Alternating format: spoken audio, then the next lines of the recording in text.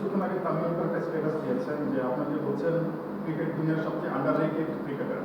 আপনার কাছে মনে হয় কিনা আপনি অনেক বেশি আন্ডাররেটেড? হ্যাঁ, আমার কাছেও এটা মনে হয়। কারণ কারণ এটা আপনারাও হয়তো ভালো জানেন আমার চেয়ে। না, এরকম সম্পর্কে আমি কিছু জানি না যে উইকেটটা হারার কারণে এখানে মানে ইয়ে করা হয়েছে। আসলে আমার কাছে মনে হয় যে আমরা যে ভালো বল করছি এই ক্রেডিটটা আমাদের দিতে যাচ্ছেন না। হ্যাঁ, তো আলটিমেটলি ওরা কিন্তু পার্টনারশিপ করছিল, আমরা তো কাম ব্যাক করছি। খারাপ করলে তো আর কাম ব্যাক হইতো না। আলহামদুলিল্লাহ যে আমরা ভালো করে কাম ব্যাক করছি। আমার কাছে মনে হয় এতগুলা টেস্ট খেলার পর বা আলহামদুলিল্লাহ যে কয়টাই উইকেট হয়েছে, একটা ম্যাচ দেখে যারা মানে ক্রিটিসিজম করে আমার মনে হয় না তারা খেলা বোঝে।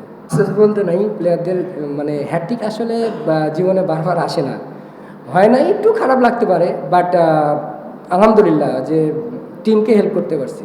প্রত্যেকটা প্লেয়ারেরই স্বপ্ন যে আমি সেরাদের থেকে সেরা হব। তো আমার মনেও ওইটা চায় যে আমি কতটুকু ভালো করতে পারলাম।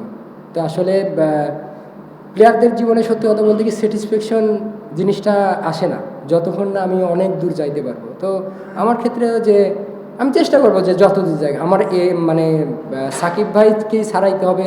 সাকিব ভাই অনেক কিছু করছে দেশের জন্য, বা সামনেও করবে ইনশাল্লাহ, এই দোয়াই থাকবে। তো তো চাই সবাই ভালো করুক, সাথে সাথে আমরা সবাই যেন টিমকে হেল্প করতে পারি। অবশ্যই স্যাটিসফ্যাকশনের এটা একটা বিষয়, বিকজ একটা প্লেয়ার যখন 50টা টেস্ট খেলে ফেলবে, সিলেটে যেভাবে আমি বোলিং করছি, অবশ্যই এটা আমার মানে একটা প্লেয়ারের জন্য ইয়ে না, মানে ভালো জিনিস না এতগুলো টেস্ট খেলার পরে এরকম বলি। তারপরে কাম ব্যাক করছি, আসলে এটা একটা ভালো লাগার বিষয়। আর সবচেয়ে বড় বিষয়টা যে টিমকে আমি হেল্প করতে পারছি। না আসলে টার্নিং, ওটা একটা টার্নিং পয়েন্ট হইতে পারে। আর সবচাইতে মেন জিনিসটা যেটা ছিল যে আমাদের প্রত্যেকটা বলার একটা সময় আছে যখন আমরা অনেক টাইট বোলিং করছি, কয়েকটা ওভার টানা কয়েকটা ওভার মেড ইন হয়েছে। তো আসলে এই মুভমেন্টগুলো একটা টেস্ট ম্যাচে খুবই ইম্পর্টেন্ট। যখন একটা পার্টনারশিপ বোলিং হয় তখন হয়তো একটা উইকেট পড়ার চান্স থাকে, হয়তো বা সেই কাজটাই হয়েছে। না, মোটিভ আসলে একটা প্লেয়ারের মোটিভ সবসময় থাকে ভালো করার জন্য। তো আসলে আমার কাছে মনে হয় যে একটা প্লেয়ারের সবচেয়ে ইম্পর্টেন্ট জিনিস যেটা হচ্ছে ডিসিপ্লিন। তো আমি নর্মালি সেটাই মানে আমার রুটিন যেটা সেটা মেনটেন করার চেষ্টা করি। রেজাল্ট হয়তো বা কোনো সময় আসবে বা কোনো সময় আসবে না, বাট ডিসিপ্লিনটা যখন আপনার সাথে থাকবে হয়তো বা ওটা আপনার ক্যারিয়ারের জন্য হেল্প হবে। চ্যালেঞ্জিং সব ফরম্যাটেই চ্যালেঞ্জ আছে, শুধু এক ফরম্যাটে না। আপনি যখন যে ইভেন্টে যাবেন প্রত্যেকটা ফরম্যাটই চ্যালেঞ্জ। না আসলে টেস্ট ক্রিকেটটা হয় কি যে আপনার একটু আগে বললাম যে পার্টনারশিপ বোলিংটা অনেক ইম্পর্টেন্ট। উইকেট যেমনই হোক, দেখা যাচ্ছে অনেক সময় যে ফ্ল্যাট উইকেটেও অনেক সময় উইকেট পড়ে, বাট অনেক সময় দেখা যাচ্ছে যে ভালো উইকেটেও মানে উইকেট পড়ে। বাট এখানে বিষয়টা এরকম যে আপনার পার্টনারশিপ বোলিংটা কতটুকু হচ্ছে আমাদের ব্যাটসম্যানকে যখন আমরা প্রেশার দিব তখন উইকেটের আসার চান্সটা বেশি থাকে। আর আপনি অবশ্যই সিলেটের উইকেট আর এখানকার উইকেটের অনেক ডিফারেন্স আছে, বাট ওরা একটা সময় কিন্তু খুব ভালো খেলতেছিল।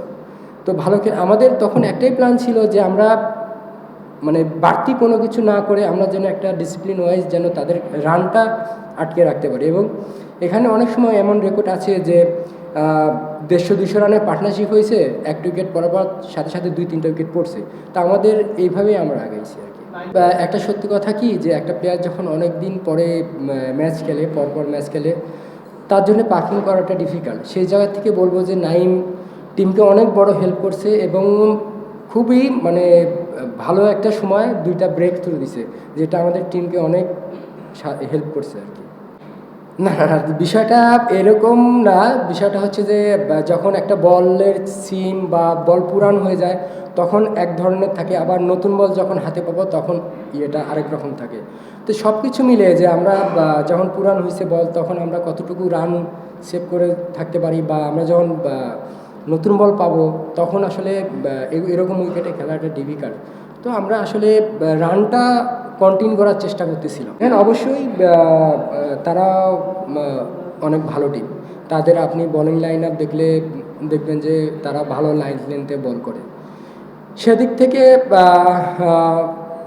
কন্ডিশন আমাদের সেই হিসাব করলে দেখা যাচ্ছে, আর আমরা আজকে যেভাবে কামব্যাক করছি আলহামদুলিল্লাহ, তো তারপরেও আমি মনে করব যে কালকে এরম উইকেটে আমাদের ভালো পজিশনে থাকাটাই স্বাভাবিক। আমরা যদি চেষ্টা করি বা আমরা যদি ভালো শুরু করতে পারি, ইনশাল্লাহ আমরা ভালো পজিশনে থাকবো। না, আমি কি বলছি খারাপ, মানে ব্যাটিং আমি এই কথা বলছি? আমি তো এই কথা বলিনি যে ব্যাটিং। না, অবশ্যই শুনেন, আপনি যখন ক্রিকেটে বা উইকেটে নেমে সেট হবেন তখন কিন্তু আপনি ইজি হয়ে যাবেন। সেট হওয়া না পর্যন্ত যে কোনো ওয়ার্ল্ডের যে কোনো ব্যাটসম্যানের জন্যই টাফ, সেটা উইকেট যেমনই হোক। তো আমরা চাবো যে ব্যাটসম্যানরা যারা ধারাবাহিক আছে তারা রান করতে থাক, বা যারা এক ম্যাচ ধরে রান করতে পারতেছে না তারা রান করুক। তো আসলে আলটিমেটলি ক্রিকেট খেলাটা রানের খেলা। তো ইনশাল্লাহ আমরা ভালো কিছু করব।